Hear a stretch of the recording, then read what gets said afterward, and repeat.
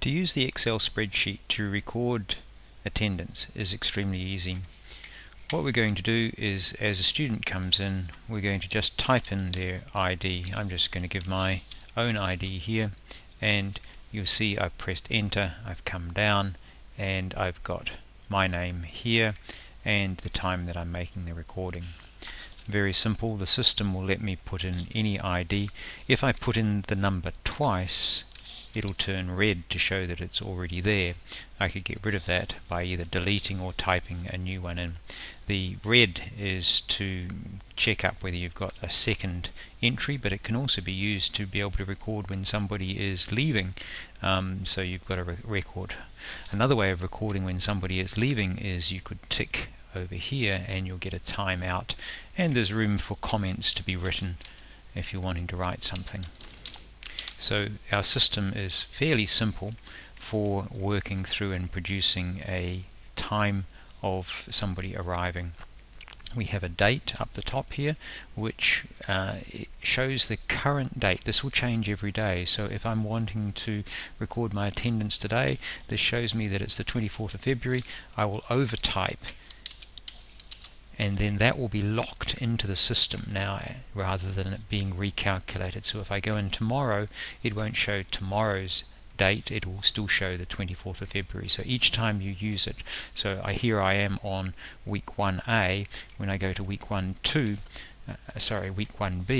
then I have the same date, and each day as I come in, I know which week I'm in, but it's nice to have the actual day that this was taking place recorded. So this is just showing you so you're reminded of what the day is to quickly type it in, but you need to remember to do that yourself. Okay, we have 0 up over here. If I come back to 1A, I've got no name in there at the moment. Let's put myself in again, and you see it's now showing a 1.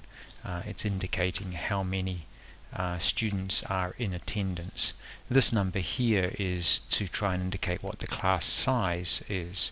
We can have a system of recording who is here, but also it's quite nice to know who is not here, and we can put that down the bottom here. Let's have a look at an actual class.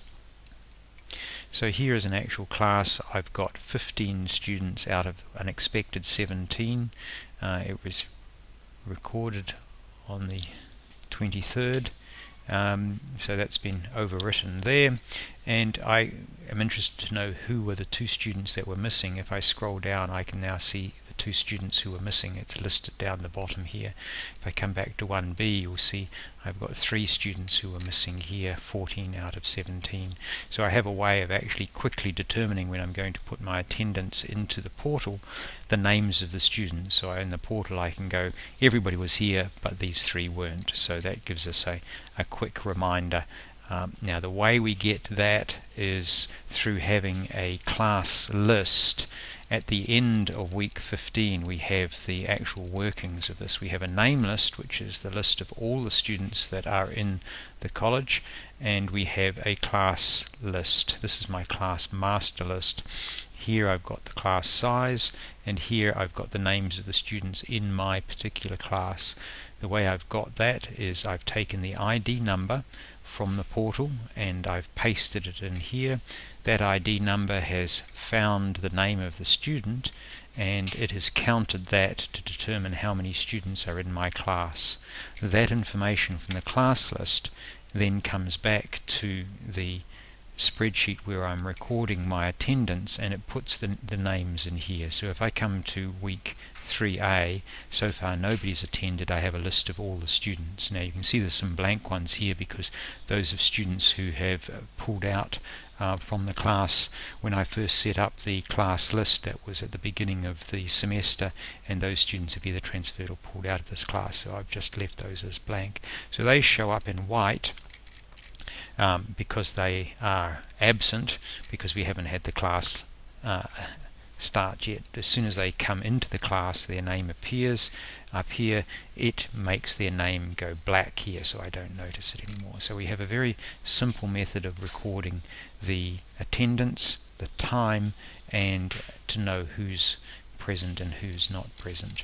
There is only one complication that will sometimes happen with this system, apart from forgetting to put the date in, but you can go back and put that in later. The complication is sometimes when you're on a new computer or you're using it for the first time, you'll get a calculation or circular reference question that comes up saying, are you aware of what's going on? You need to go into options, and under formulas we must make sure this enable iterative calculation is ticked. If that is not ticked, then you'll get a circular reference warning and the numbers, the times won't show.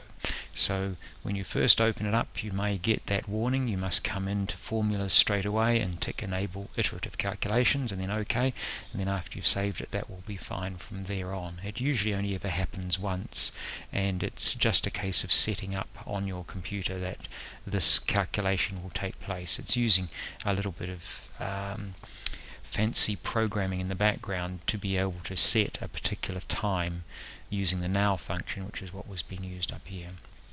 Now another function that we've got, which may be of interest to you, is if we go to the name list, we can come in and we can find our students, and you'll see that it is here recording the classes that they've been present, so that I can see the total number of classes.